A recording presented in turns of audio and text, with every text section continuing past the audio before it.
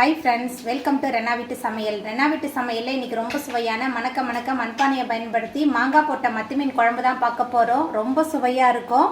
அந்த சுவையான மீன் குழம்பு மாங்காய் போட்டு எப்படி செய்கிறதுன்னு வாங்க பார்த்துடலாம். மத்தி மீன் குழம்பு பண்ணுறதுக்கு 4 டேபிள் ஸ்பூன் அளவுக்கு எண்ணெய் சேர்த்துக்கலாம். எண்ணெய் சூடாகி வரட்டும்.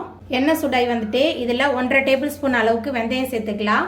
வெந்தயம் பொரிய ஆரம்பிச்சிருச்சு. 1 டேபிள் ஸ்பூன் அளவுக்கு கடுகு சேர்த்துக்கலாம். கடுகு வெந்தயம் ரெண்டுமே நல்லா பொரிஞ்சு வந்துருச்சு. அதுக்கப்புறமா தாளிப்பு வடகம் 2 டேபிள் ஸ்பூன் அளவுக்கு சேர்த்துக்கலாம். மீன் குழம்பு நல்ல மணமாக இருக்கும் தாளிப்பு வடகம் சேர்க்கும் போது. அதுக்கப்புறமா கீறி வச்ச 2 பச்சை மிளகாய், 15 சின்ன வெங்காயம் பொடியாக நறுக்குன்னு சேர்த்துக்கலாம். சேர்த்துட்டு நல்லா கலந்து விட்டு வதக்கி விட்டுடலாம். உங்ககிட்ட தாளிப்பு வடகம் இல்லைன்னா வெறும் கடுகு வெந்தயம் மட்டும் போட்டு தாளிச்சுக்கோங்க.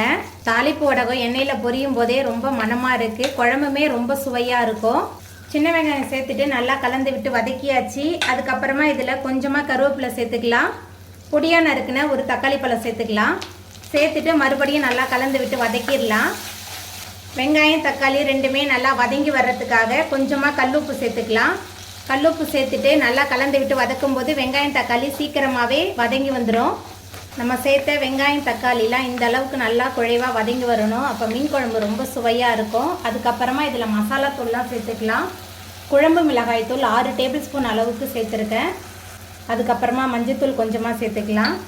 மீன் குழம்புக்கு தேவையான அளவுக்கு உப்பு சேர்த்துக்கலாம். ஏன்னா ஏற்கனவே வெங்காயம் தக்காளிக்கு சேர்த்துருக்கோம். இப்போ மீன் குழம்புக்கு மட்டும்தான் சேர்க்குறேன். சேர்த்துட்டு மசாலா வெங்காயம் தக்காளி எல்லாத்தையும் சேர்த்துட்டு நல்லா கலந்து விட்டு வதக்கி விட்டுடலாம்.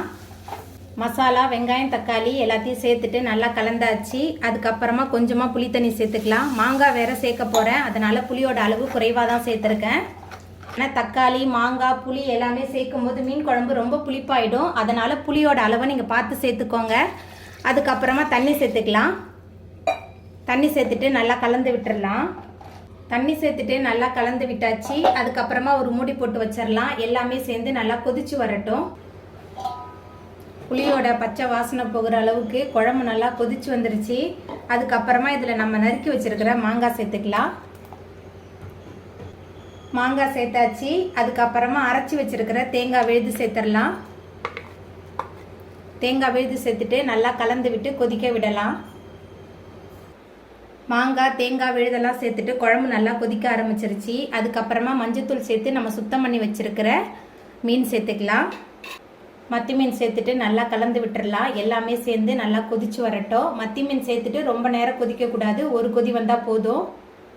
மத்தி மீன் சேர்த்து குழம்பு நல்லா கொதிக்க ஆரம்பிச்சிருச்சு. இப்போ நம்ம அடுப்பு ஆஃப் பண்ணிடலாம். ரொம்ப சுவையான மணக்க மண்பானையில் செஞ்ச மத்தி மீன் குழம்பு அருமையாக ரெடியாகி வந்துட்டு இப்போ நம்ம அடுப்பு ஆஃப் பண்ணிடலாம்.